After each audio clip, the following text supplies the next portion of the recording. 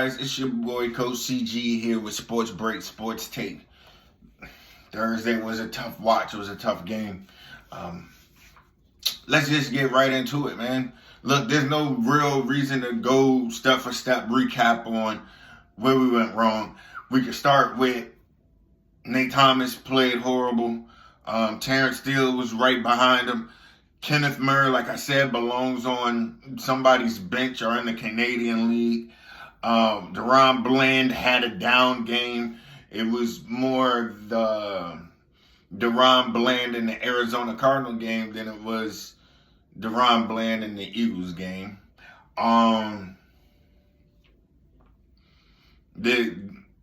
Jake Ferguson, what's going on? Jake Ferguson, what's going on? I believe in you, Jake. I still do. Jake from State Farms was the one that was out there on the game, though. We need Jake Ferguson for the Cowboys to play for us the next time we hit the field. It was a tough outing. What can we say? That loss to the Detroit Lions, kind of, you know how you have a balloon and you pump a lot of air in the balloon and then you may let that balloon go before you're able to tie it and all that air comes out of it and it just gets deflated. That's sort of how it felt watching that game. But I want to go with this conversation in a totally different way, man. When we look at the game, the real problem was field position. Anytime you allow your opponent to start on their 42 on an average, man, you're going to have issues. We had those issues. At what point are we going to just kick the ball through the end zone and then start? All they needed was one big play. They was in the field goal range. Those who follow me on Facebook, you see that's what I put up there, that our field position was the biggest problem. Those hidden yardage made the game a lot easier for their offense, and we already have a bad defense. And speaking of defense, the first two series, our defense did good. We were in a 5-man front. We got pressure. We made Goff rush his throws, made him uncomfortable. But then we went away from the 5-man fronts. We started doing 4-man fronts, no stunts, and we just played basic ball. Had the DBs off in zone instead of that man coverage that they were in the first two. And it just didn't work. And for whatever reason, Flus loves having Kenneth Murray play the game. We got Logan Wilson in the trade, and Logan Wilson, we don't know if he's going to be on the field or not. And to me, that just doesn't make any sense. To me, I feel like that's crazy. So I do have questions. It's like, who's keeping Kenneth Murray on the field? I'm not one to call for anybody's job. I'm not. Continue to pay the man if you want to, but don't play him. You can pay him and not play him. Give him the John Wall treatment if you want to. Anybody who keep up with basketball, you would know John Wall got paid a whole bunch of money just to sit at home and go away. And that's what we really should see happen with Kenneth Murray. He just isn't a good linebacker. Gibbs embarrassed the entire defense, and Flus looks like he was calling the defense to stop the Dallas Cowboys from winning. Now, I'm not gonna go off on edge and go like Vox did earlier today, but he was absolutely right in calling for Eberflus' job, man. And then you hear people like Nate Newton saying, "Oh, if you hear people calling for a coach's job, they don't know what they're doing. They're just talking. They never coached anything." Nate Newton, what have you coached? I respect you as a player. I do. But our eyes work. We know what we see. We know what Goff struggles with. And yes, we know what the Dallas Cowboys defense struggles with. But to stick with something that doesn't work for the name of continuity is going to continue not to work. What are we talking about? You do the same thing over and over again and expect something different. You're going to be insane at one point or another. What are we talking about? How do you want to build continuity with something that's proven not to work? I'm not saying that Flus isn't a good coordinator. I'm not saying that Flus isn't a good coach. What I'm saying is It's not a good fit. It's just like in relationships, you can have two good people that just aren't good for each other. And at the end of the day, what head coach doesn't get the pick as defensive coordinator? Eberflus wasn't Schottenheimer's pick. And it shows because the defense is not being called for the offense, and the offense isn't being called for the defense, and it's not a marriage. It's not complementary football. I don't agree with Mike McCarthy with much, but at the end of the day, the one thing that he said that always made sense is, look, we want to play complementary football. It was just empty words with him, but right now I see that this defense doesn't complement anybody but the offense that it's supposed to be going against.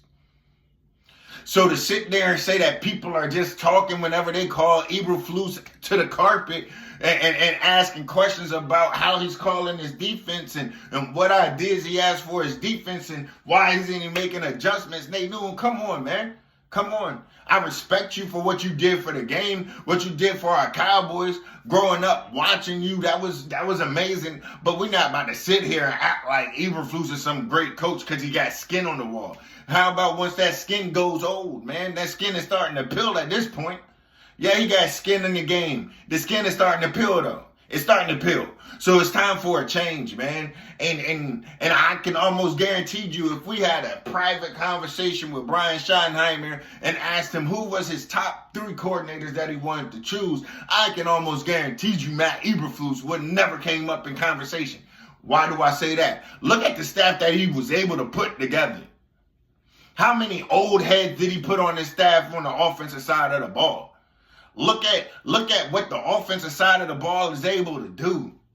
Look at how they're able to adjust, how they're able to move. Look at the creativity. Oh, you're going to tell me that Eberflus doesn't blitz, or, oh, Eberflus doesn't play man-to-man coverage. Well, what does Eberflus do good? Because right now we're not seeing it. Right now it doesn't align with what the roster we have. So what we're going to do, overhaul the roster and bring in a whole bunch of new people that fit Eberflus' scheme so when he fails again, we're going to be back at square one? All for the sake of continuity? When something don't work, you change it. You don't keep beating your head up against the wall to try to fix it. That doesn't make sense. Now we're about to sit here and watch the Eagles lose tonight, but guess what? We don't gain no ground on them. Why? Because we gave up 40 points. A 40 ball to the Detroit Lions when their offensive line was banged up. And we couldn't even take advantage of that. Every time he blitzed, we blitz in a corner who isn't a blitzer, who's never been known as a blitzer. We got Bell covering one of the fastest wide receivers in the league across the entire field. Does Eberflus want us to win? I'm sorry. That's just my passion talking. And listening to Nate Newton, and no disrespect to Nate Newton, the player. None. No disrespect to Nate Newton, the player. But we know that Jerry Jones loves those old Cowboys that brought him those championships. Nate Newton is trying to cover up for Jerry Jones because Jerry Jones is the one that put his neck on the line for Matt Eberflus. Jerry Jones and Stephen Jones in that front office brought Matt Eberflus in here. That wasn't Brian's pick. Let the head coach pick who he wants on his staff all the way through and through. You trust him to lead your team, allow him to do his job. We got good players, man. Are they the best? No. Do we have holes? Yes. But a coach is supposed to be able to disguise some things and come up with some ways that we can win these games. And right now, we looking at trying to go into this next game, picking up the pieces and giving the best that we got. This video was way longer than I expected, way longer than I thought it would be. But at the end of the day, I'll be coming out with more content this week as we roll into the next game. It's been a while. I had to sit with it because if I would have done a video earlier, you think this is passion talking about that Detroit debacle. That was diabolical. And if I would have came up here any earlier, y'all might look at me a little bit different. Still Cowboys for life. Still got some things to do. I'm not ready to talk about the draft with y'all. Not ready to talk about. I'm not ready. I'm just not ready. But anyway, it's a longer video than I wanted, but it is what it is, all right? Listen, we'll get it back together. But for now, your break time is up, man. Let's get back to the grind. Hey, appreciate y'all. Check me out later this week. More stuff coming from y'all for the game coming up on Sunday. Go.